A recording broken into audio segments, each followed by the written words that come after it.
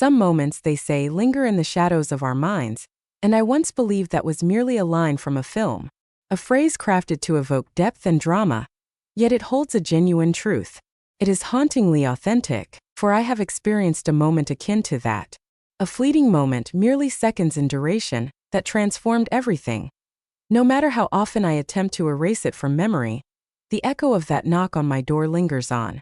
The memory lingers of how the hallway light danced upon his face as I opened the door. His eyes held a softness, a hint of hesitation, as if he was already aware that this was a boundary we were not meant to breach.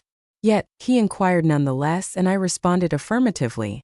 I remain uncertain as to the reasons behind it. Perhaps. I do indeed. Perhaps it was due to my prolonged absence from the gaze of others, hardly noticed. Not in the capacity of a woman. Not as an individual with emotions, accompanied by desires. Yet, the truth is, this tale did not begin with desire. It began with a profound sense of solitude. It began with a hush that grew unbearably intense. With a spouse who ceased to gaze upon me. Within a dwelling brimming with unspoken thoughts. Have you ever found yourself surrounded by a crowd, yet felt an overwhelming sense of solitude? That was the essence of my daily existence. And then there he was.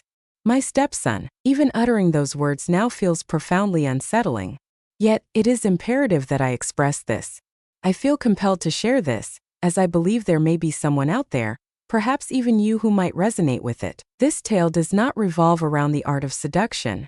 It delves into the unspoken nuances that often go unnoticed. It explores the notion that life often offers no forewarning before shattering you completely. Feel free to pass your judgment on me. Feel free to refer to me in any way you choose. However, prior to taking that step, I urge you to pause and lend an ear. Hear the entire tale unfold. I assure you, I did not seek any of this out.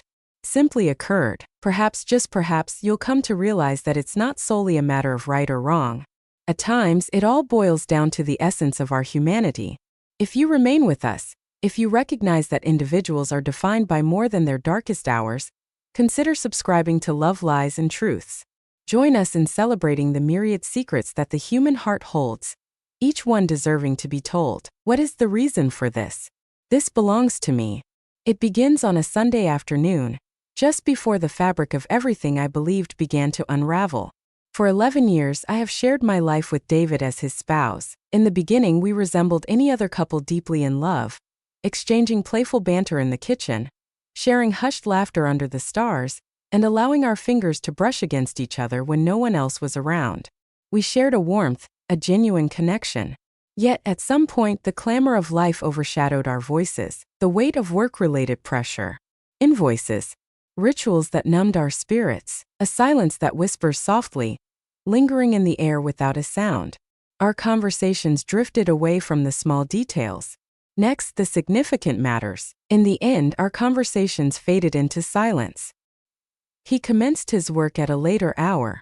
Returning home, utterly exhausted, the evening meal transformed into remnants for another day. Dialogues transformed into timetables. And what of touch? Touch evolved into a mere routine if it occurred at all. He didn't cease to love me. He merely ceased to acknowledge my presence. Do you recognize that sensation? When someone gazes directly at you, yet it feels as though their eyes are piercing through your very essence. It was an experience akin to that with David. I felt as though I was merely wallpaper in my own home. And then came Liam, the son of David from his initial marriage. 17. Nearly on the cusp of adulthood, serene and courteous, reflective in that perceptive manner.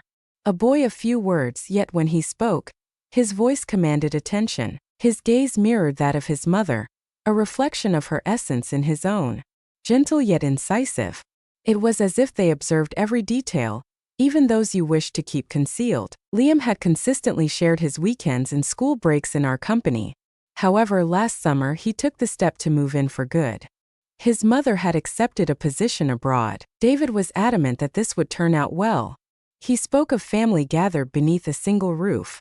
It shall draw us nearer. It's amusing how life toys with our expectations. Liam appeared, burdened with boxes and headphones, exuding a tentative energy, as if he were uncertain of his welcome. Yet he was. Indeed, he certainly was. From the very first day, I embraced him as if he were my own. Initially, everything seemed ordinary. He descended for breakfast, earbuds still nestled in his ears. We would cross paths in the hallway, exchanging a fleeting goodnight as we moved along. Yet, gradually that began to shift. It began with the minutiae. He started assisting me with the groceries, volunteering to wash the dishes after our meals. There was a time when he kept me company through a movie, even as David succumbed to slumber on the couch, only the two of us. There is nothing amiss. Nothing implied. Yet, the manner in which he absorbed my words as I spoke, the way he gazed at me, not as if I were merely a wife or a stepmother, but as if I were simply myself, it stirred something within me. I observed. His assistance was not merely an act of goodwill. He observed intently, not in an unsettling manner, merely observant, and that was what took me by surprise. Is it due to the allure of attention? When you've been deprived of it for an eternity, it resembles the breath of life after emerging from the depths. One afternoon lingers in my memory. Once more, David found himself toiling away into the late hours of the night. Silence enveloped the house, broken only by the soft hum of the oven. Liam entered the kitchen, sleeves rolled up, and began chopping vegetables as if it were the most effortless task imaginable. We prepared a meal side by side, engaged in conversation, and shared laughter over something absurd on the screen. At one moment, he turned to me and remarked, "You ought to find more reasons to laugh. It compliments you beautifully." It was an utterly uncomplicated matter. Yet it descended as if it were a revelation. It was the inaugural moment when I sensed a change in the air, not alongside him, alongside me. I wished for it to hold no significance. I convinced myself it was merely a figment of my imagination. I was simply moved by an act of kindness, that I was overwhelmed by fatigue, engulfed in solitude, lost in the pages of emptiness. Yet, beneath the surface I was aware. A stirring began to unfold within me. Something I believed had long since perished. What could possibly be more disheartening? It was a satisfying experience. I never requested it. I did not seek it out. Yet, when another person genuinely perceives you, comprehends your essence, it becomes a challenge to shut your eyes once more. A solitary question marked the beginning. A seemingly trivial question, one of those mundane inquiries that ought to carry no weight at all. Yet, in some inexplicable way, it unlatched a portal I hadn't realized I had left ajar.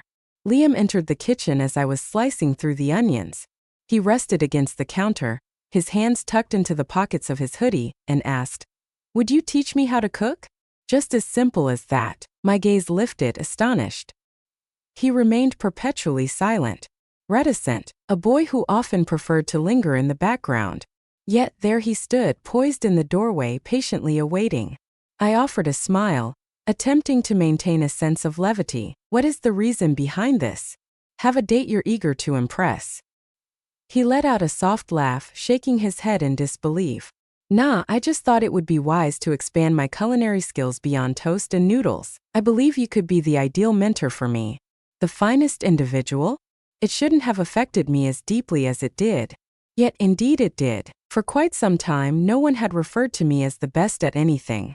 I gave a slight nod. "Very well, you are now my esteemed sous chef." Thus the journey began. Each evening that followed we found ourselves in the kitchen, creating culinary delights side by side. Simple fare. Omelets, pasta, stir-fry. Yet, those fleeting instances transformed into something greater. We shared a hearty laugh over the charred remnants of the rice. Tales exchanged. As he extended his hand for the spoon, his fingers lightly grazed against mine. I would draw closer to demonstrate the art of seasoning something to perfection, and he would lend an ear, unperturbed, unhurried. He would lend an ear, as if my words held any significance. As if I held significance. On a fateful night, I let a plate slip from my grasp, and it exploded into a myriad of shards upon the unforgiving tile. I lowered myself to the ground to tidy up, while Liam settled next to me, gathering the fragments. A sigh must have escaped my lips. A weary, profound sigh escapes you, one that you hardly notice as it slips from your lips. He took a moment to pause. Then they turned to me and asked, "Are you all right?" Merely 3 words. Yet I found myself paralyzed, for the memory of the last time someone had inquired with genuine intent eluded me. Not for the sake of courtesy, not merely as a formality, It's simply a heartfelt observation from an attentive soul. I parted my lips to weave a falsehood, to express indeed I am well. Yet I found myself unable to do so. I glanced at him, and for a fleeting moment, I believe he perceived the entire tempest swirling within my gaze. Eventually, I found a way to laugh it off. I made a light-hearted quip about my weariness and tendency to be a bit clumsy. He refrained from pushing. Yet, from that moment forward, an unspoken shift lingered in the atmosphere between us. He stayed a while longer after dinner. He moved a bit nearer as I demonstrated the art of slicing onions. I allowed him to continue without interruption. Due to my fondness for it, his gaze upon me was profound. I was more than just a wife or a mere step in someone else's life. Once more, I found myself embodying the essence of womanhood. And then, on a particular night, the hour grew late. As was his custom, David had retired to bed early. As I polished the counters, Liam re-entered the kitchen. His hair clung to his forehead, still damp from the shower, and an electric tension surrounded him, as if he had been rehearsing a monologue in the theater of his mind. He remained silent for a moment. She simply leaned against the opposite counter, observing as I dried the dishes. Then he inquired, "May I ask you something?" I pivoted, my hands absorbing the fabric of the towel as I dried them. "Certainly." He cast his gaze upon me, not in a childish manner, not in the manner of a stepson, merely an individual. He asked, "Do you find me attractive?" Silence enveloped the room. The silence enveloped me, allowing the rhythmic ticking of the clock in the hallway to resonate in my ears. My heart leaped. Words eluded me. I found myself at a loss for words. The atmosphere seemed to drain away, leaving an unsettling stillness in its wake. Indeed, I was not prepared for that. His voice quivered just a bit when he spoke, catching me off guard.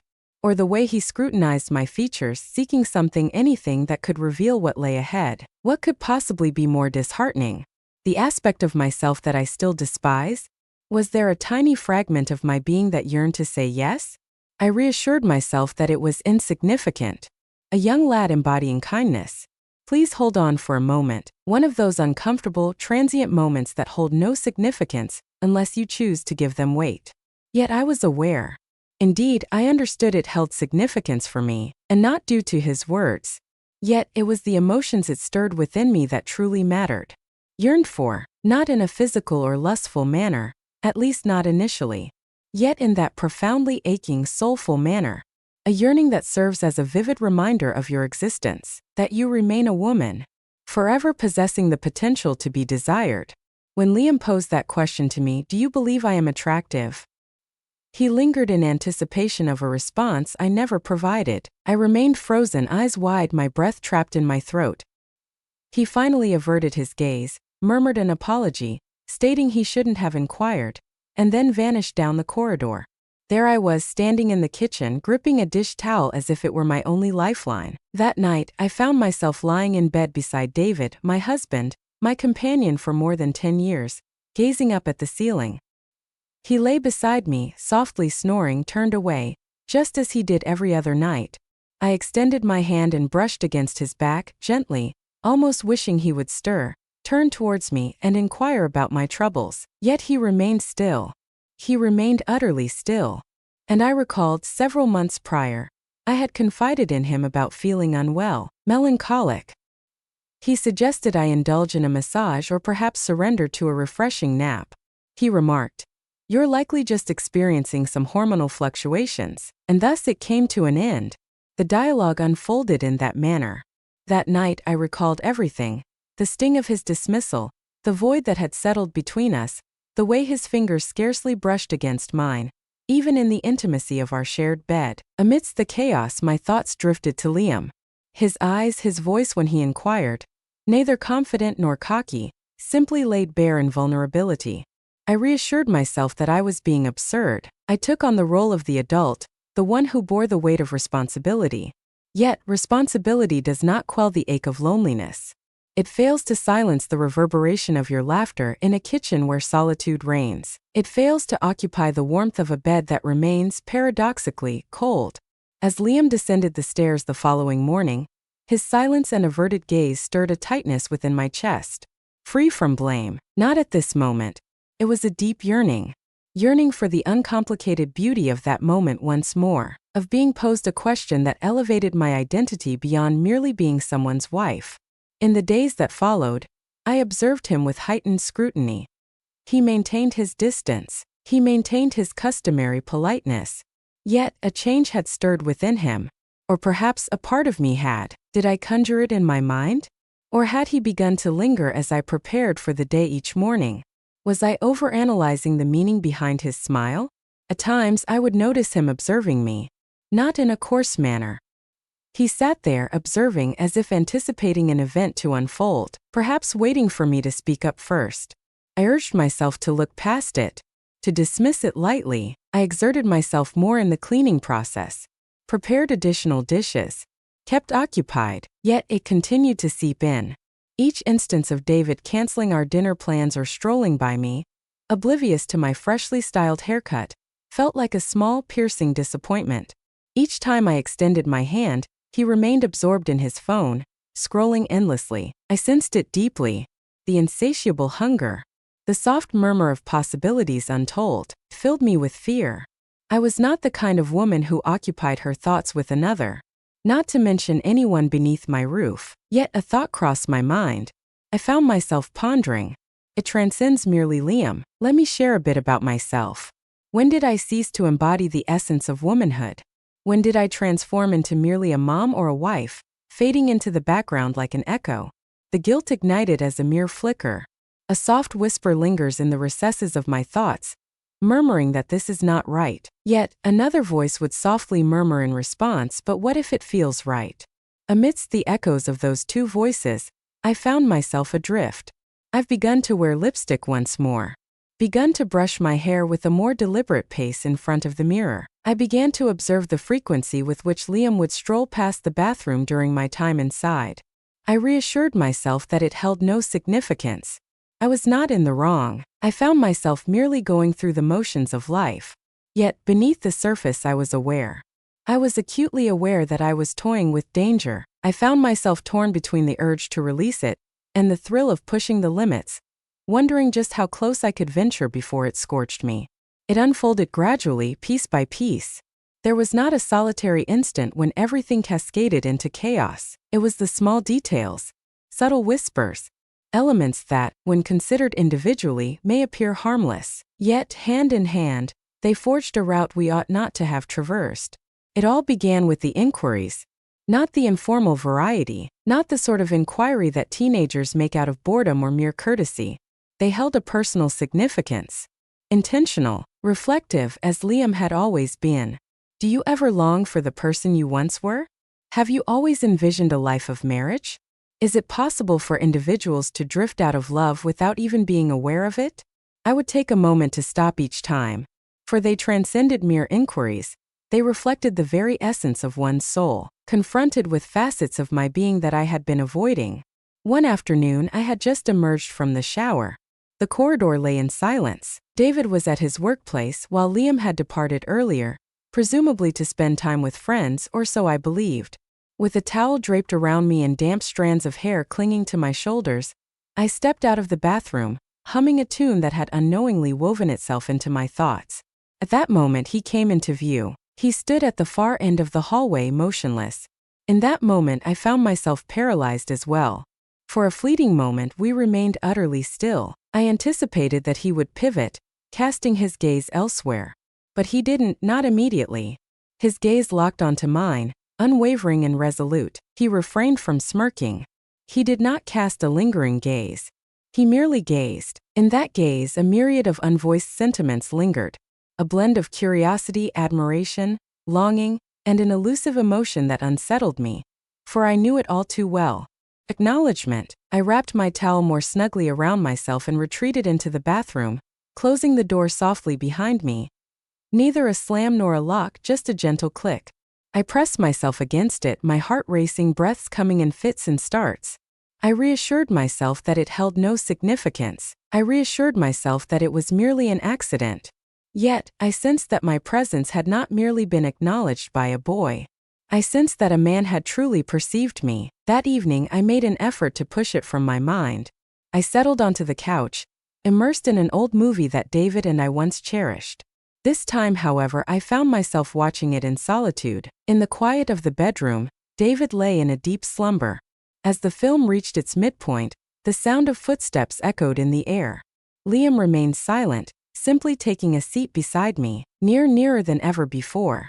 After a brief moment, he rested his head gently against my shoulder. It was placed there effortlessly, as if it belonged in that very spot all along. I remained still. I remained silent. I held my breath. I remained still, allowing his presence to ground me, feeling the gentle heat of his cheek against my skin. After a moment, he leaned in and whispered, "I trust you more than anyone." His voice trembled, breaking the silence. "I find it difficult to communicate with Dad in the same manner as I do with you. He does not. Hear me out, but not in the way you typically do." My heart both shattered and swelled simultaneously. I yearned to become the very essence of what he sought. My desire was to shield him, yet a fragment of my being yearned for something I had yet to summon the courage to define. Perilous situation. A hint of selfishness. Several nights later, the question resurfaced. This moment felt serene, tinged with a sense of carefulness. As we folded the laundry, our bodies aligned, the gentle brush of our arms creating a quiet intimacy between us. And suddenly, he inquired once more, his voice gentle, "Do you believe I'm attractive?" I stood still, caught in a moment of disbelief. The atmosphere grew dense.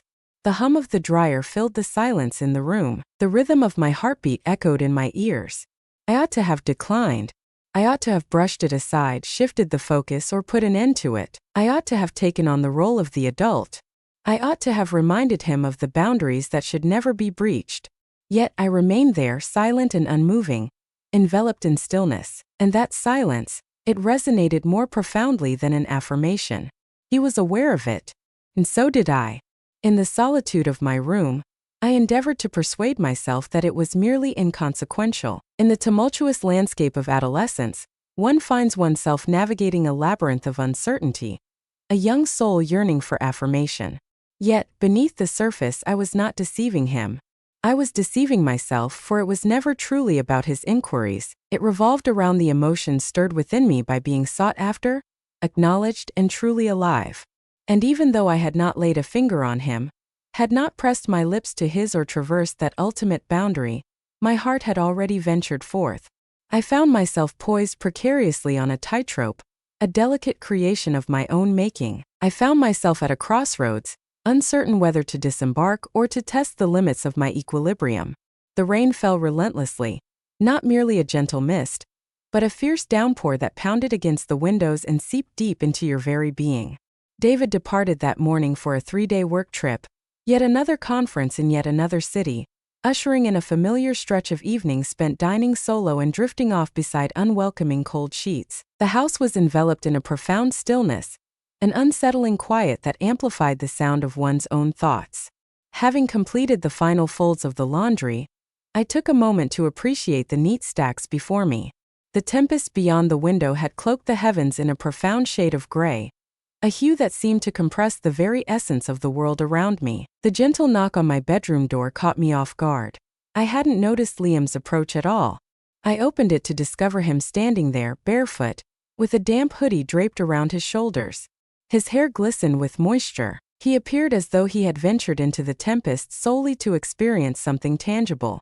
Perhaps, just perhaps, he had.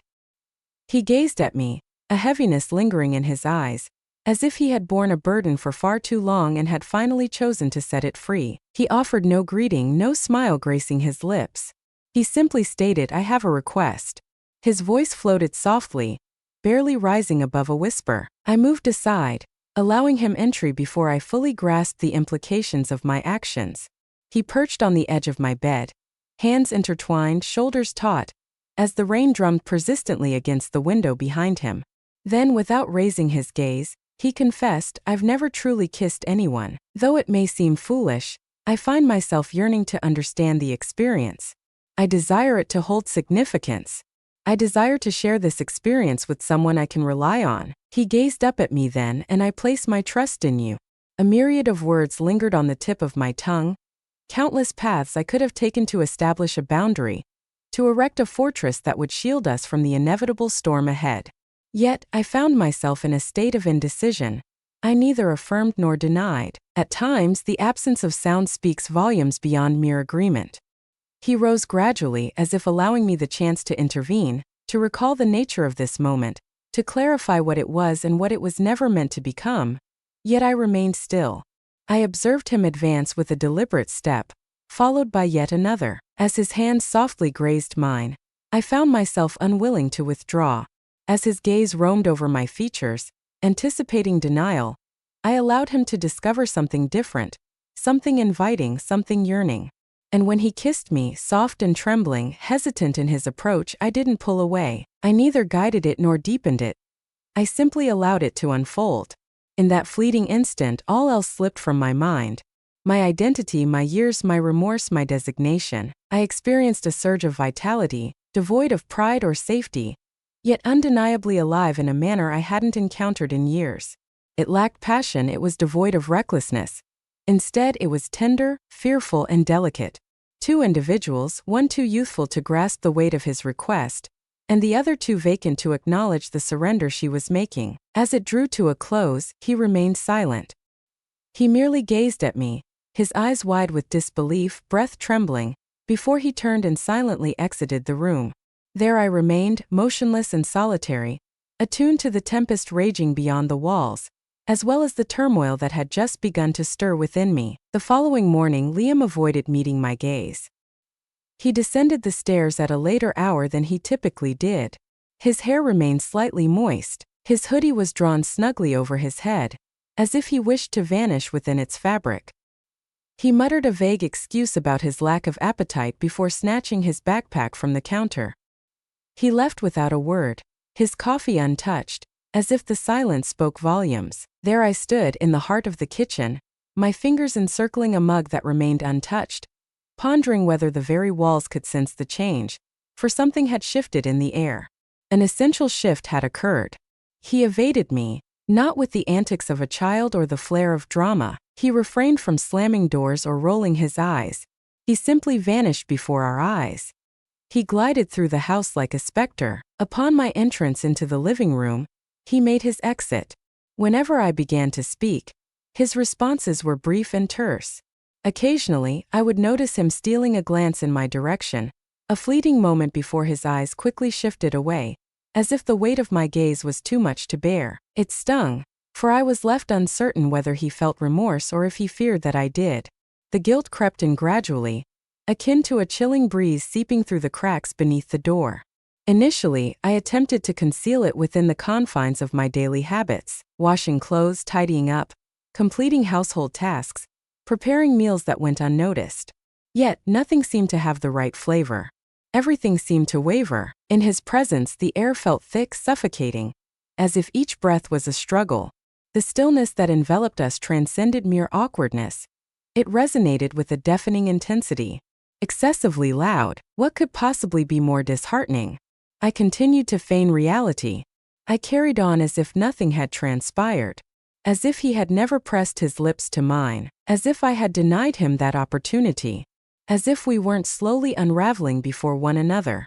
3 days later, David returned home. He entered with that familiar, travel-weary sigh that seemed to follow him home from every journey. He pressed his lips to my cheek, a gesture born of routine. He let his bag fall to the floor in the hallway, and I observed him as if he were an unfamiliar presence within our abode. His voice was excessively loud. His laughter felt overly contrived. He recounted his meetings, the accommodations he stayed in, and the frustrating delay of his flight. But something felt amiss. Not due to his own knowledge, but rather because I possessed it. In an instant, every aspect of our shared existence seemed orchestrated. It felt as though I resided in a dwelling constructed upon shifting sands. During that evening's meal, we gathered around the table together, David, Liam, and I. Us three. It was simply intolerable. Liam scarcely grazed his meal. He lowered his gaze, chewing deliberately, as if each bite was a step in a tedious march toward completion. David remained oblivious. Naturally, he did not. He remained oblivious. He inquired of Liam about his experiences at school. Liam merely shrugged, a nonchalant gesture, and replied, "Fine." That was the moment.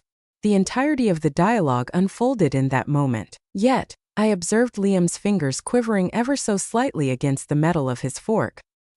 His leg jittered restlessly beneath the table. His tension resonated within my own chest, and I could sense my own pulling me under.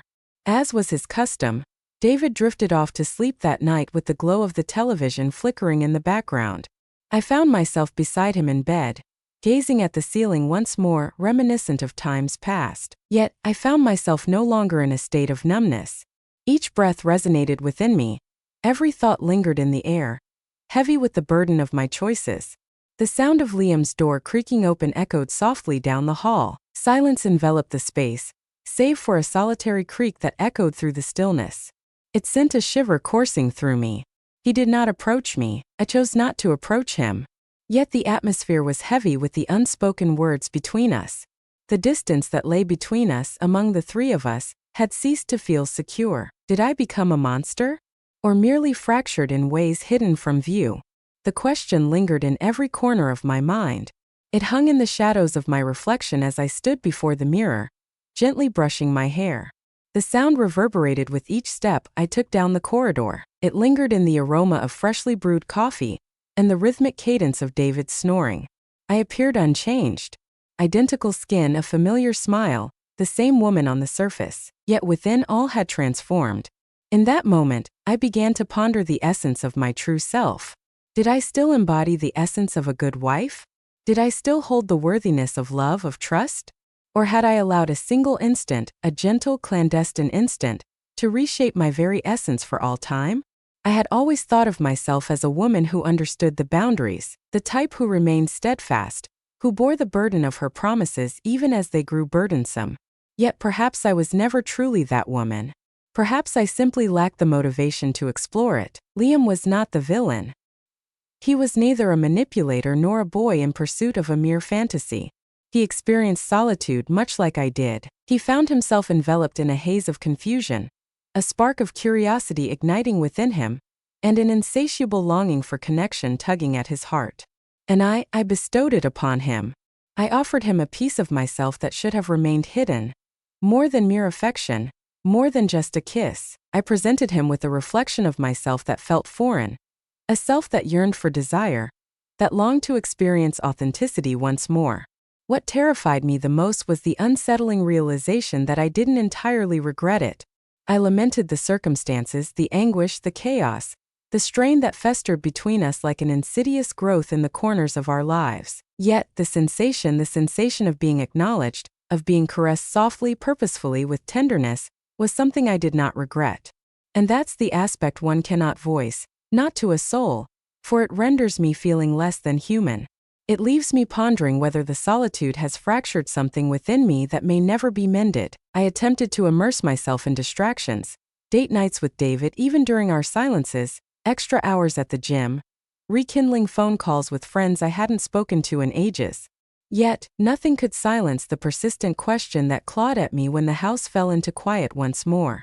If Liam were to knock on my door once more, standing there with rain-soaked hair, his eyes gentle and voice trembling, pleading for just another moment, would I dare to let him in? Shall I draw him in once more? Will I refuse this time? Is that something I would truly desire? It is that very uncertainty, that internal conflict, which robs me of sleep under the cloak of night. For there are moments when the true treachery lies not in the deed itself, but in the awareness that you would still embrace it, fully cognizant of the price it demands. Have you ever found yourself consenting to something, not out of genuine desire, but rather from a fear of the consequences that might follow a refusal? Fearful of causing pain, anxious about letting others down, and longing to be seen. That's the aspect that many seem to overlook.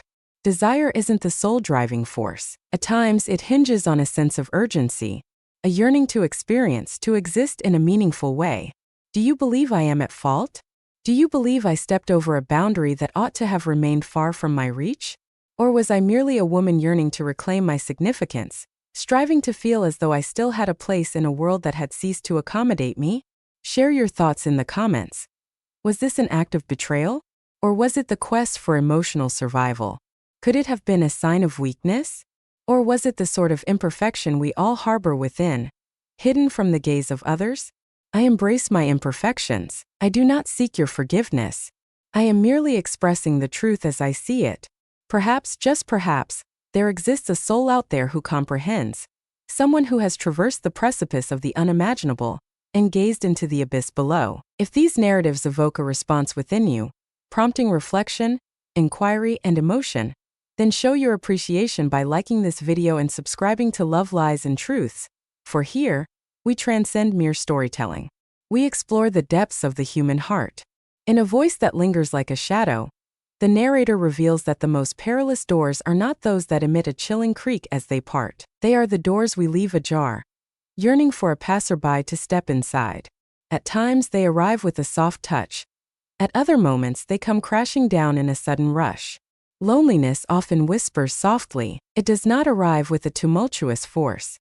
It lingers silently in the corner of the room, nestled in the stillness between exchanges, in the hush that follows each step.